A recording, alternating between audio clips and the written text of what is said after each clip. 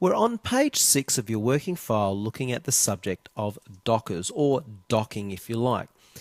Every one of these bars that contains information, the toolbar down the bottom here, the standard toolbar, the property bar, etc., can all be undocked and moved to alternate locations. First of all, in X5, we now have the option to lock bars. We never had that before. So you right click on any one of the bars that you can see, and down the bottom here you can see we can unlock the toolbar. So first of all, we'll unlock, and you'll also notice these little dots appear. We call them handles, so they're the docking handles. You'll also notice you can actually turn on and off the display of a bar. For example, the black menu bar, I can turn that off. Right click, I'll turn that back on. The status bar at the bottom, right click and I'll turn off the status bar. Some people don't want it, and it gives you more working space. Personally, I do prefer to have it there. Well, now that we've unlocked by choosing this option here, I can actually dislodge one of these bars. So I'll dislodge the toolbar, pop that there, and you can resize the toolbar maybe into what is more preferable for you, something square like that, and you might like to have that floating around your screen and work like that. Some people do. You can redock this to an alternate location if you want to. For example, I can dock the toolbar up the top there, and I might find that more convenient.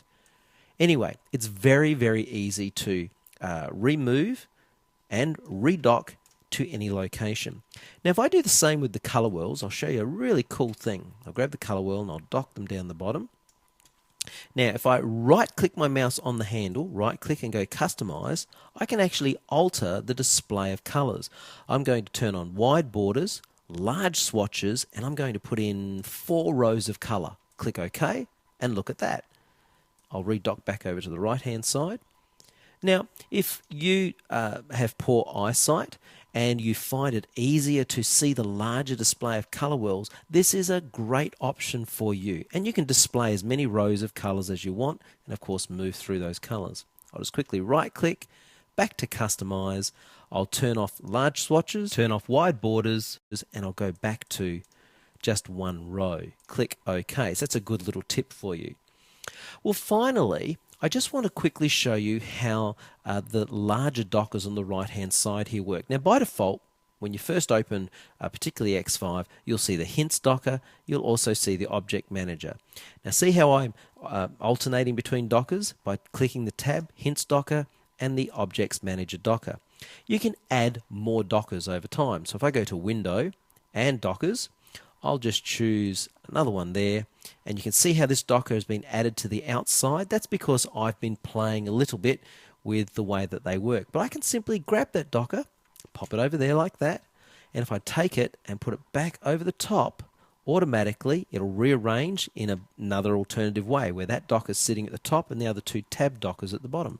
But if I just pull that back up like that, I can have them all sitting on their tabs like that. It's an interesting area. You can pull them all away at one time, stretch it out, work with it however you want, and choose each one separately. Double click to dock back to the last location. Why don't you have a play with that? You can also close them down like that, and I'll primarily work with the dockers turned off for the rest of this project, but I want you to have a play. If none of your dockers on the right-hand side are showing, simply come to Window, go to Dockers, and you can choose your dockers. Mine are displaying off the page there, as you can see, but there's Hints right up the top, and also the Object Manager right up the top as well. So go ahead, have a play. Make sure you, if you're in X5, you unlock your toolbars, and you can move your toolbars all around and play and do whatever you want. Now let me give you a tip. If you get everything really, really messed up and you can't figure out how to get everything looking back the way it was looking, close CorelDraw down, then hold your finger on the F8 key on your keyboard, start up CorelDraw, keep your finger on it, and shortly it'll ask you, do you want to reset to the factory defaults? Just say yes, and your interface will all come back to looking to how you're used to seeing it. And that's a good little tip to remember for the future.